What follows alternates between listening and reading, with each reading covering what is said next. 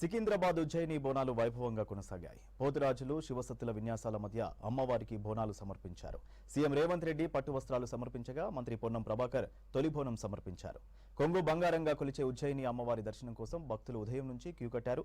రేపు రంగంతో పాటు కీలకమైన అంబారి ఊరేగింపు జరగనుంది.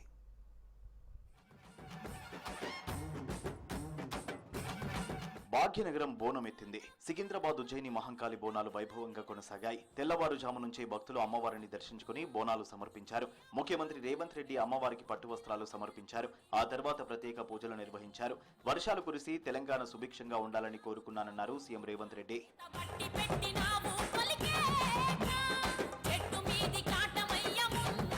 తెల్లవారుజామున హైదరాబాద్ ఇన్ఛార్జి మంత్రి పొన్నం ప్రభాకర్ అమ్మకు తొలి బోనం సమర్పించారు. ఆ తర్వాత అమ్మవారికి మహాహారతి, కుంకుమ, పుష్పార్చనలు నిర్వహించారు. శాఖ సమర్పించి విశేష నివేదన చేశారు. భక్తులకు ఎలాంటి ఇబ్బంది కలగకుండా బోనాల ఏర్పాట్లు చేశామన్నారు పొన్నం ప్రభాకర్. వివిధ జిల్లాల నుంచి వచ్చే భక్తులకు హైదరాబాద్ ఆతిథ్యం ఇస్తుందని, ఇబ్బంది లేకుండా అమ్మవారిని దర్శించుకోవాలన్నారు పొన్నం. అమ్మవారి ఆశీర్వాదం ఉండాలని అమ్మవారిని ప్రార్థిస్తూ సకాలంలో మంచి పరిపుష్టమైన వర్షాలు పడి రైతాంగము, వ్యవసాయము, ప్రజలందరికీ సమస్యలు తీరి అందరూ బాగుండాలని అమ్మవారిని ప్రార్థించుకుంటాను. అమ్మవారిని దర్శించుకుని మొక్కులు చెల్లించారు మంత్రి సీతక్క. ఫస్ట్ టైం ఉజ్జయిని అమ్మవారిని దర్శించుకున్నానన్నారు సీతక్క. ప్రభుత్వ ఏర్పాట్లు బాగున్నాయని చెప్పారు. భక్తులు సంతోషంగా అమ్మవారిని దర్శించుకున్నారని చెప్పారు. హైదరాబాద్ లో పూజించుకునేటువంటి ఉజ్జయిని మహంకాళమ్మ బోనాల పండుగకు ఫస్ట్ టైం నేను ఇక్కడికి రావడం జరిగింది. ఆ దేవుడి ఒకటే వరం కోరుకున్నా, ప్రజలందరికీ మంచి జరగాలి, పాడి పంటలు ఉండాలి, ఎప్పుడూ కూడా విద్వేషకరమైనటువంటి ఆలోచనలు ఎవరికి రానియకుండా ఒకరినొకరు ప్రేమించుకొని గౌరవించుకొని శాంతియుతమైనటువంటి సమాజం వర్ధిల్లే విధంగా మరి అందరిపైన దీవెనలు ఇవ్వాలని ఆ దేవుణ్ణి కోరుకోవడం జరిగింది. కేంద్ర మంత్రి కిషన్ రెడ్డి దంపతులు ఉజ్జయిని మహంకాళి అమ్మవారిని దర్శించుకుని బోనం సమర్పించారు. కొన్ని వందల ఏండ్ల నుంచి తెలంగాణలో బోనాల సాంప్రదాయం ఉందని చెప్పారు కిషన్ రెడ్డి. వర్షాలు సమృద్ధిగా కురిసి పాడి పంటలు పండాలన్నారు కిషన్ రెడ్డి. అమ్మవారిని దర్శించుకున్నారు మరో సీనియర్ నేత ఎంపీ లక్ష్మణ్. మన తెలంగాణ రాష్ట్రంలో ప్రత్యేకంగా భాగ్యనగరంలో కొన్ని వందల సంవత్సరాల నుంచి కూడా బోనాల పండుగ నిర్వహించేటువంటి సాంప్రదాయం కొనసాగుతుంది. దేశంలో ఎక్కడా లేని విధంగా బోనాల పండుగ మన తెలంగాణకు, మన భాగ్యనగరానికి మాత్రమే ప్రత్యేకమైనటువంటి పండుగ. అందులో సికింద్రాబాద్ ఉజ్జయిని మహంకాళి దేవాలయం అత్యంత వైభవంగా మరి వేలాది మంది భక్తుల సమక్షంలో ఈ పండుగ జరుగుతుంది. హైదరాబాద్ భాగ్యనగరంలో మోసూచి, కలరా వ్యాప్తి చెంది అక్కడ ప్రజలు పడుతున్నటువంటి బాధలను గమనించి భక్తులు ఉజ్జయిని మందిరం నుంచి మహంకాళి అమ్మవారిని తీసుకొచ్చి స్థాపించి ఆ రకంగా ఆ యొక్క అంటువ్యాధులకు స్వస్తి పలకడం జరిగింది.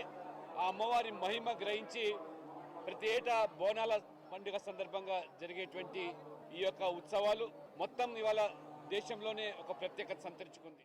హర్యానా గవర్నర్ దత్తాత్రేయ అమ్మవారిని దర్శించుకుని ప్రత్యేక పూజలు చేశారు. అమ్మవారిని దర్శించుకోవడం సంతోషంగా ఉందన్నారు దత్తాత్రేయ. ఈ బోనాలు తెలంగాణకు ప్రత్యేకమైనవని చెప్పారు. ఏర్పాట్లు బాగున్నాయన్నారు. బోనాలు బతుకమ్మ తెలంగాణ సాంస్కృతిక చైతన్యానికి ప్రతీక.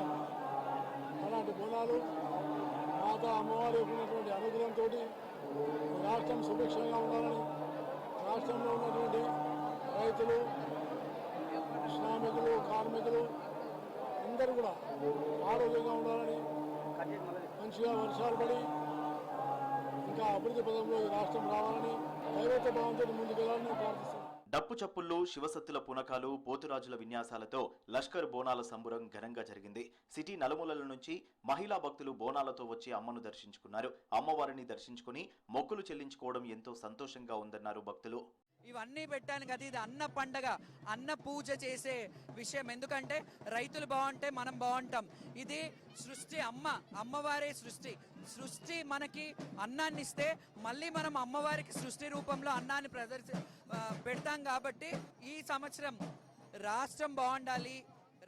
చేయబట్టి 25 సంవత్సరాలు జరుగుతుంది ఈ ఆషాఢ మాసం బోనాలు.